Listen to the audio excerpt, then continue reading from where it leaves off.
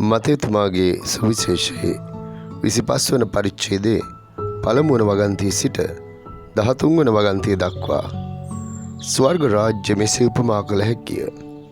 තෙල් පහන් රැගෙන මනාලයා පෙරමගට යුවතියෝ 10 දෙනෙක් ගියෝය. ඔවුන් අතරින් 5 දෙනෙක් නුවණ නැති අයය. 5 දෙනෙක් නුවණ ඇති අයය.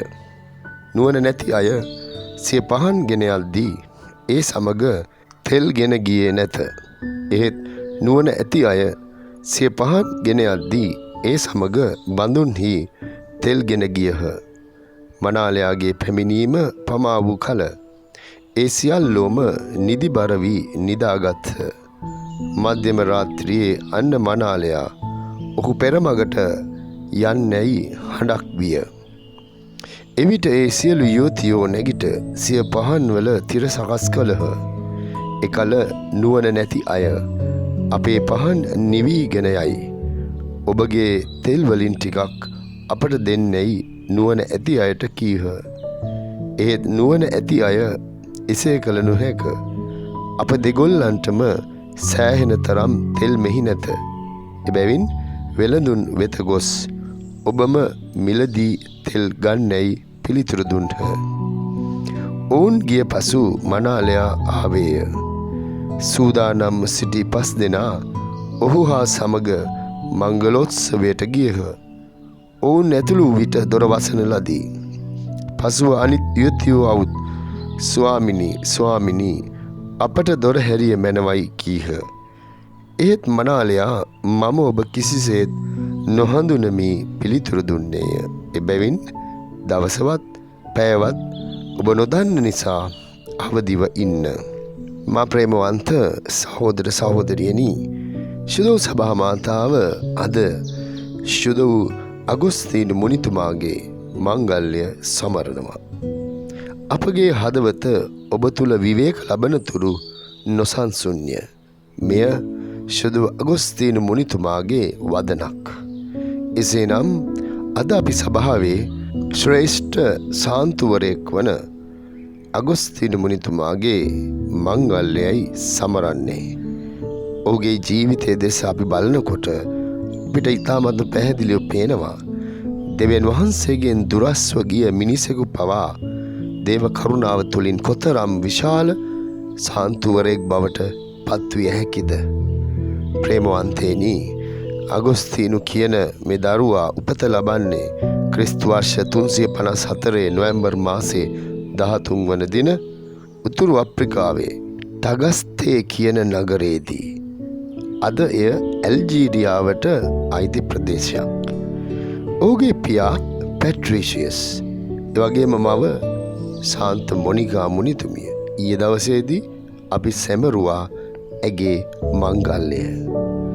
ඔගස්ටින්ගේ මව වූ මොනිකා තුමියගේ යාක්ෂාව ඔහුගේ ජීවිතයේ ඉතාමත්ම වැදගත් බලවේගයක් වුණා. කුඩා කාලයේදී ඔගස්ටින් තුළ විශාල බුද්ධියක් තිබුණා. ඔහු ඉතාමත්ම බුද්ධිමත් දරුවෙක්. ඔහු ඉගෙනීමට ඉතාමත්ම දක්ෂයෙක්. එහෙත් ඔහුගේ ජීවිතය සෑම විටම දෙවියන් වහන්සේ දෙසට ගමන් කළේ නැහැ. ඔහු සත්‍ය සෙව්වා. නමුත් සත්‍ය සොයමින් විවිධ මාර්ගවල ඔහු ගමන් කෙරුවා. ලෝකයේ සතුට, කීර්තිය, දැනුම සහ මිනිස් ආශාවන් තුළ ඔහු සැනසීම සොයන්නට පටන් ගත්තා. එහෙත් අවසානයේ ඔහු තේරුම් ගත්තේ එකම එක දෙයක් පමණයි. ඒ තමයි මිනිස් හදවතට ලෝකයේ කිසිම දෙයකින් සම්පූර්ණ සැනසීමක් ලබා ගන්නට බැරි බව. ප්‍රේමවන්තේනි, මවකගේ යැදුම කොතරම් ප්‍රබලද. ශුද්ධ ඔගස්ටින් මුනිතුමාගේ ජීවිතයේ අපට අමතක කළ නොහැකි චරිතය වන්නේ ඔහුගේ ප්‍රතාපවත් මව ශුද්ධ මොනිකා මුනිතුමිය. ඔගස්ටින් දෙවියන් වහන්සේගෙන් දුරස්ව සිටින විට මොනිකා තුමිය ඔහු වෙනුවෙන් කඳුළු හෙළමින් නොකඩවා යාක්ෂා කළා. අපි මෙහිදී විශාල පාඩමක් ඉගෙන ගන්නට අපගේ ජීවිතවලට මවකගේ හෝ පියෙකුගේ අවංක යාඥාව කිසිදා නිෂ්ඵල නොවන බව. ප්‍රේමවන්තේනි, අද අප අතර තම දරුවන් වෙනුවෙන් කනස්සල්ලට පත්ව සිටින මව්වරුන් සහ පියවරුන් කොච්චරනම් ඉන්නවද? සමහර විට දරුවා සභාවෙන් ඈත් වෙලා වෙන්නට පුළුවන්. සමහර විට ඔහු එහෙම නැත්නම් ඇය වැරදි මාර්ගයක ගමන් කරනවා වෙන්නට පුළුවන්. සුද්ධෝ මොනිකා මුනිතුමිය අපිට කියන්නේ මොනවද? අත් නොහරින්න යාඥා කරන්න. අත් නොහරින්න යාඥා කරන්න. ඔගස්ටින්ගේ පරිවර්තනය එක් දිනක සිදු වූ දෙයක් නොවේ. ඒ මවකගේ දිගු කාලීන යාඥාව දෙවියන් වහන්සේගේ කරුණාව සහ ඔගස්ටින්ගේ හදවතේ සත්‍ය සෙවීම එකට එක් වූ ගමනක්. මා ප්‍රේමවන්තේනි, ඒ නිසා ප්‍රමාද නොවී මාව වෙනස් කරන්න. මේ තමයි ඔගස්ටින් තරුණ වියේදී දෙවියන් වහන්සේව දැන සිටියත් සම්පූර්ණයෙන්ම දෙවියන් වහන්සේට තම ජීවිතය බාර දීමට ඔහු සූදානම් නොවීම. නිතරම ඔහුගේ හදවත තුල අභ්‍යන්තර අරගලයක් තිබුණා. ඒ තමයි දෙවියන් වහන්සේ මාව වෙනස් කරන්න, නමුත් තාම නොවේයි. ඔහු ප්‍රමාද කළා මේ හැම දෙයක්ම. මේ සමහර විට අපගේ ජීවිතයටත් ඉතා සමීප වචනයක් වෙන්නට පුළුවන්. අපිත් කියනවා බොහෝ වෙලාවට ස්වාමිනී මට සමාව දෙන්න, නමුත් මම තාම මේ පුරුද්ද අත්හරින්න සූදානම් නැහැ. අපි සාධාරණීකරණය කරන්නත් උත්සාහ කරනවා. ස්වාමිනී මම ඔබට සමීප වෙන්න කැමතියි, නමුත් මගේ ජීවිතයේ මේ කොටස ඔබට දෙන්න මම කැමති නැහැ. හරියට පොහොසත් තරුණයා වගේ කැමති නැහැ දෙවියන් වහන්සේට දෙන්නට තමන්ගේ ජීවිතය. ස්වාමිනී මාව වෙනස් කරන්න, නමුත් අද නෙමෙයි. හරියට බාලගිරි දෝෂය වගේ. ඔගස්ටින් අවසානයේ තේරුම් ගත්තේ දෙවියන් වහන්සේ සමග සම්පූර්ණ සම්බන්ධතාවයක් නොමැති ජීවිතයක් කිසිදා සම්පූර්ණ නොවන බවයි. මා ප්‍රේමවන්ත සහෝදර සහෝදරියනි, එක්තරා අවස්ථාවක ඔහු ගැඹුරු අභ්‍යන්තර අරගලයක සිටින අවස්ථාවේ දරුවෙකුගේ හඬක් වැනි හඬක් ඔහුට ඇහෙන්නට පටන් ගත්තා. ඔහු ශුද්ධ ලියවිල්ල විවෘත කළා. ඒ මන්දයත් ඔහුට ඇහුණු වචනය තමයි ගන්න කියවන්න.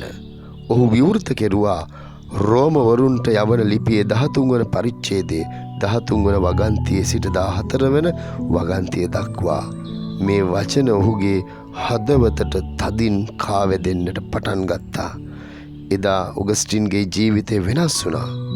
මෙය අපට පෙන්වන්නේ දෙවියන් වහන්සේ මිනිසෙකුගේ ජීවිතය වෙනස් කරන්නේ බලහත්කාරයෙන් නොව දේව කරුණාව තුලින් හදවත ස්පර්ශ කරමින් බවයි. අගුස්තින මුනිතුමා උන්වහන්සේගේ ජීවිත වෙනසෙන් පරිවර්තනයෙන් පසුව සභාව වෙනුවෙන් අනුපමේය මෙහෙවරක් ඉටු කළා. පූජා ප්‍රසාදිතුමෙක් හැටියට, ඒ වගේම රදගුරුතුමෙක් හැටියට සභාව වෙනුවෙන් අනුපමේය මෙහෙවරක් ඉටු කළා. එසේනම් අවසානයේ කරුණාව ඔහුගේ ජීවිතේ ජයගත්තේ. එම නිසා අද අපි ශුද්ධ අගොස්තිනු මුනිතුමාගෙන් ඉගෙන ගනිමු අතීතය නිසා අධෛර්යයට පත් නොවන්නට. ඒ වගේම වර්තමානයේ දෙවියන් වහන්සේගේ හඬට සෑම විටම සවන් දෙන්නට, අනාගතයේ දෙවියන් වහන්සේට බාර කරන්නට. ප්‍රේමවන්තේනි, අපගේ හදවත් ලෝකයේ දේවල් තුල නොව ක්‍රිස්තුන් වහන්සේ තුල විවේක ලබන තුරු අපි සෙවීම නතර නොකරමු. අපි හැම කෙනෙක්ම ශුද්ධ අගොස්තින මුනිතුමාට කියමු දෙවියන් වහන්සේ ඉදිරියේ අප වෙනුවෙන් යදින ලෙස. ස්වාමින් වහන්සේ ඔබ සමග වනසේක්වා. සියලු බලදී මහෝත්තමයන්න් වන පියාණෝද පුත්‍රයාණෝද ශුද්ධාත්මයාණෝද ඔබ ආශිර්වාද කර ආරක්ෂා කරන සේක්වා.